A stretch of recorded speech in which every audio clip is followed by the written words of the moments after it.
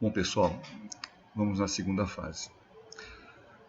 Com base na Constituição Jurídica, as empresas podem se classificar em dois tipos. Esses tipos se referem ao número de sócios ou número de donos das mesmas. Nós temos dois tipos. Empresas individuais. O próprio nome diz, elas pertencem a uma única pessoa. Essa empresa ele está nessas empresas, por exemplo, a Eireli, que eu vou explicar para vocês, o empresário individual, microempreendedor individual e sociedade limitada unipessoal. Vou explicar tudo isso para vocês daqui a pouco. E o segundo tipo, né, é a empresa societária, uma empresa constituída por várias pessoas, duas ou mais pessoas. Aí nós temos as sociedades anônimas, as sociedades limitadas, né, e assim por diante. Com base na titularidade do capital, ou seja, quem entre Estado, que seria, não é governo, Estado brasileiro e pessoas comuns, que possui controle da empresa, a gente pode diferenciar as empresas da seguinte maneira. Nós temos empresas privadas, onde o capital, na realidade, ele está na mão de particulares. A gente cita supermercados, fábricas de automóveis, lojas, etc. Nós temos também as empresas públicas. As empresas públicas elas são controladas basicamente pelo Estado. É importante citar, Estado é diferente de governo. Uma empresa pública, por exemplo, a Caixa Econômica, não pertence ao governo Bolsonaro, ao governo Fernando Henrique, ao governo Dilma, ao governo Lula. Ela pertence, a Caixa Econômica Federal, ela pertence ao Estado brasileiro. Perfeito? Por isso que eu digo, a empresa pública é controlada pelo Estado. Dentre essas empresas, já citei que temos a Caixa Econômica Federal, temos o BNDES, temos a CBTU, que é de trens urbanos, temos os Correios e temos também, se não me engano, Serpro e outras mais. Só para vocês terem uma ideia, o governo federal ele possui uma faixa de 138 empresas estatais federais. E se a gente for contabilizar as companhias que pertencem aos estados e municípios, e não apenas à União, que seria a parte do Brasil, o total passa de 400 empresas públicas. É muita empresa pública. Tá? Outro tipo de empresa são empresas mistas. As empresas mistas, o capital da empresa, o controle da empresa é partilhado por particulares e pelo Estado. Quando eu digo particulares, pode ser pessoas físicas e também pessoas jurídicas, ok? Famosas empresas, por exemplo, como a Petrobras e o Banco do Brasil, elas possuem esse tipo de divisão de capitais. Nos casos das empresas mistas, o lucro é o objetivo principal, assim como qualquer empresa privada. Porém, o governo ele possui uma participação na empresa, porque possivelmente ela possui algum caráter de importância em nível nacional. Por exemplo, a Petrobras é o petróleo. O Banco do Brasil, se vocês não sabem, ele recebe, ele toma conta de todas as contas públicas do governo federal. E o outro tipo de empresa, que é muito interessante, que aí vocês com certeza não devem ter ouvido falar, são empresas de autogestão. Nesse caso, o capital é propriedade dos trabalhadores. Autogestão também significa autonomia. Assim sendo, as decisões e o controle pertencem aos próprios profissionais. Os trabalhadores devem ter e têm a capacidade e o poder de decisão sobre tudo o que acontece na empresa. Metas de produção, política de investimento, modernização, política de pessoal e assim por diante.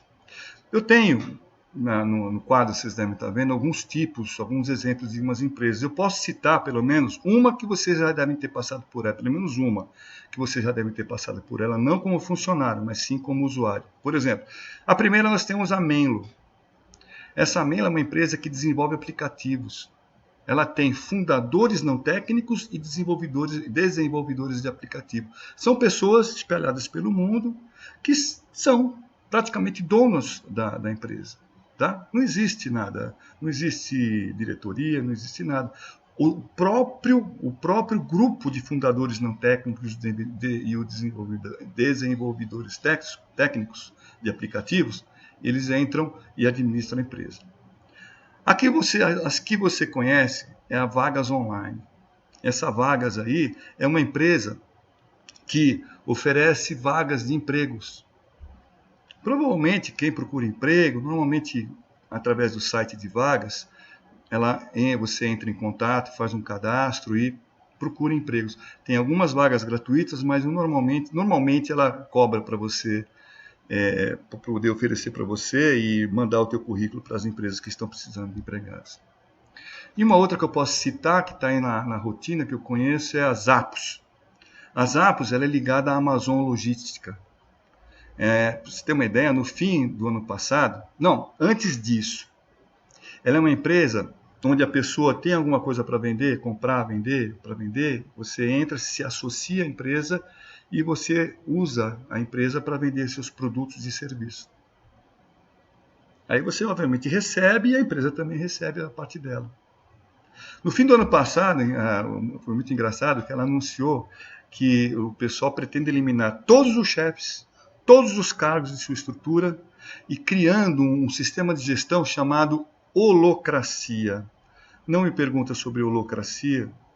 Se quiserem, procurem aí na internet o significado, porque a gente ia passar uma aula todinha só falando sobre esse tema. Tá certo?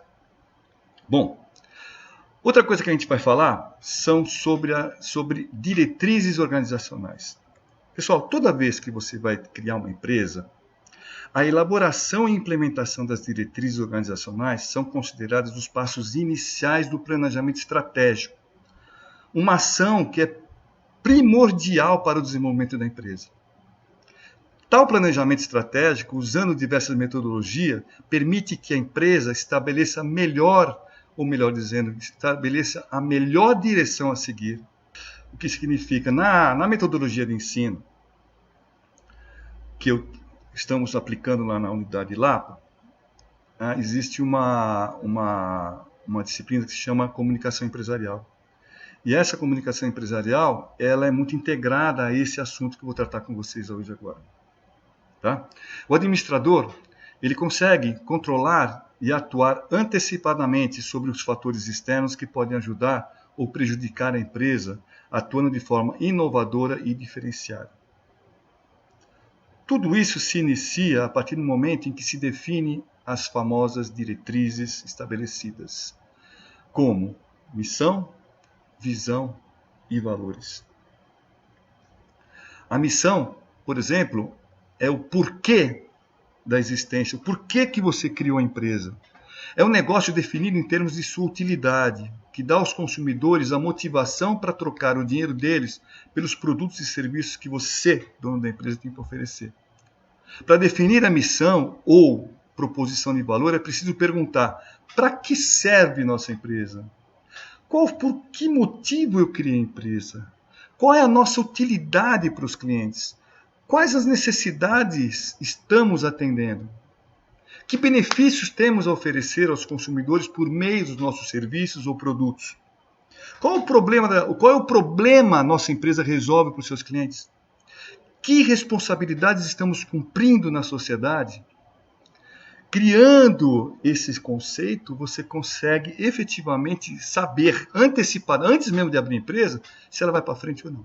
Se você vai conseguir cumprir seus objetivos, principalmente financeiros, ou não vai conseguir. Perfeito? As organizações elas necessitam ter uma razão de ser para que seus propósitos sejam atingidos e entendidos perante o ramo de atividade. Enfim, com a missão, a gente procura determinar qual é o negócio da empresa. O porquê, por que ela existe, ou ainda, em que tipos de atividades a empresa deverá concentrar-se no futuro. Vou dar alguns exemplos de missão. 2. O Google, por exemplo, a missão da Google é organizar as informações do mundo todo e torná-las acessíveis e úteis em caráter universal. A Caterpillar, por exemplo, ela tem como missão possibilitar o crescimento econômico por meio do desenvolvimento de energia e infraestrutura e fornecer soluções que apoiem as comunidades e protejam o planeta. É meio filosófico, né, essa missão da Caterpillar. Um outro item da tríade, né,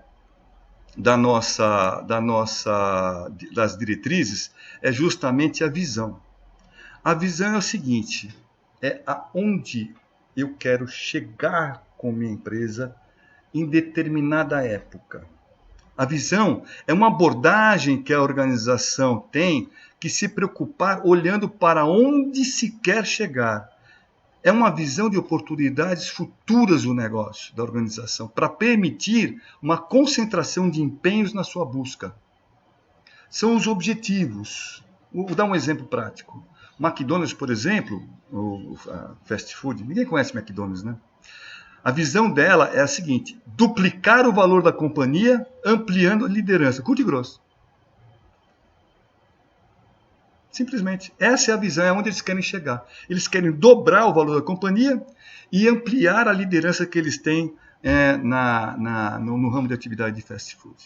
Perfeito? Bom, e o terceiro item das diretrizes são os valores. Comumente, encontra-se dentro das organizações crenças e costumes que formam os valores que representam um conjunto dos princípios e crenças fundamentais de uma empresa. Ou seja, como é que a gente vai se comportar para que a gente atinja a nossa missão e chegue naquele objetivo daqui a algum tempo? Então, vou dar um exemplo.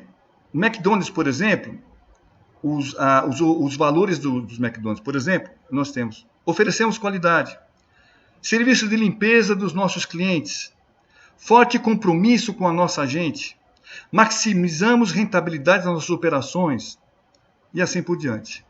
Na realidade, a grande maioria das empresas coloca como valores o seguinte: respeito aos clientes, respeito às obrigações trabalhistas, cumprimento das obrigações fiscais e tributárias, respeito ao meio ambiente, e isso tudo quanto a empresa hoje em dia tem que colocar, normalmente é o último item dos valores, e assim por diante. Agora, imagine você que entra numa empresa, né, seguindo lá a nossa disciplina de comunicação, que é interligada a esse item aqui, dessa disciplina que nós estamos passando para vocês agora. Imagine que o funcionário entra numa empresa e recebe a primeira comunicação empresarial, que é um treinamento sobre os valores, sobre as diretrizes da empresa. O funcionário vai saber qual é a missão da empresa, aonde a empresa quer chegar, através da visão. E, dentre os valores, os caras vão dar um treinamento dizendo: respeito aos clientes. O funcionário vai falar: vou ter que tratar bem os clientes. Respeito às obrigações trabalhistas. O funcionário vai sentir: não vai atrasar trabalho, não vai atrasar meu salário, não vão deixar de depositar no fundo de garantia, INSS e assim por diante. Cumprimento das obrigações fiscais e tributárias. Não vamos ter uma surpresa nenhuma, a empresa vai fechar por conta de alguma coisa nesse sentido. E respeito ao meio ambiente, isso aí já é global. Perfeito, pessoal. Então, vamos tomar mais um cafezinho. Vamos nos preparar para a terceira fase da nossa aula.